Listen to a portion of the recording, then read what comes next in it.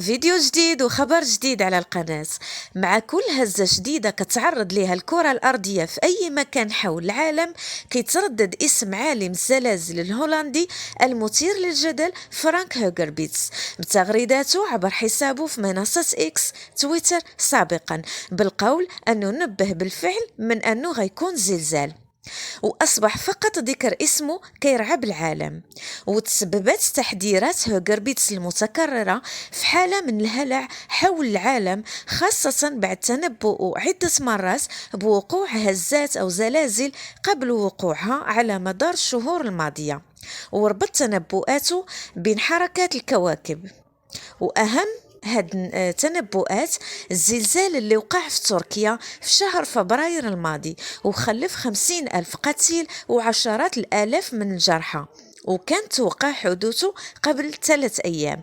وأثار عالم الزلازل الهولندي الكثير من الجدل في الأيام الماضية بعد ما تنبأ بوقوع زلزال كبير قبل أيام من زلزال المغرب في 9 شتنبر، واللي تسبب بوفاة 2900 شخص وإصابة الآلاف.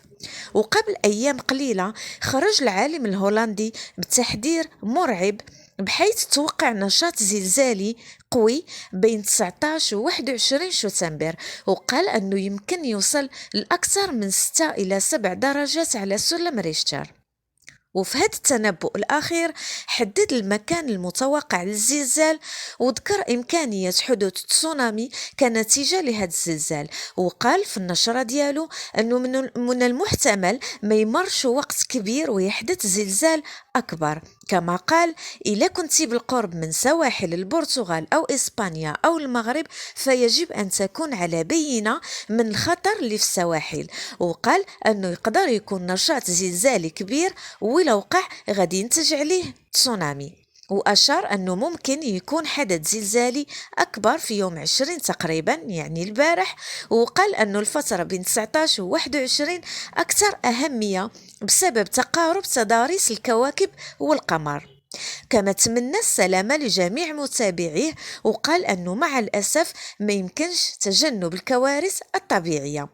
والغريب في الأمر أنه رجع من بعد وكتب في تغريدة جديدة أنه ما قالش غادي يكون تسونامي هذا الأسبوع. كيأكدوا العلماء أنه ما يمكنش بأي طريقة تنبؤ بوقوع الزلازل والهزات الأرضية، وكيرفضوا خبراء الجيولوجيا والزلازل النظرية اللي كيحلل بها فرانك هوغربيتس واللي كتربط بين حركة الكواكب بحدوث هزات أرضية. هذا ضروري نبعدوا على هاد الأخبار أو نتابعوا هاد الشخص، لأنه غنبقاو عايشين في وساوس ومخاوف غتأثر علينا وعلى صحتنا، والله سبحانه وتعالى وحده يعلم غيب السماوات والأرض.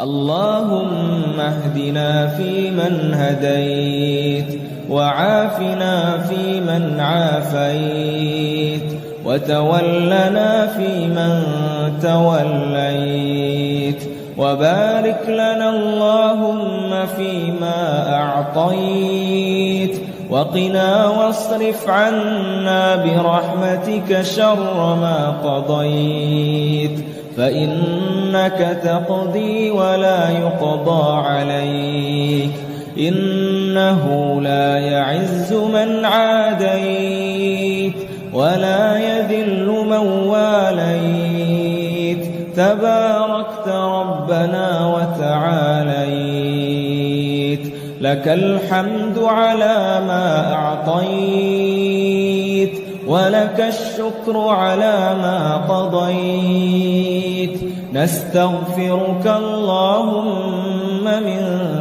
جميع الذنوب والخطايا ونتوب إليك.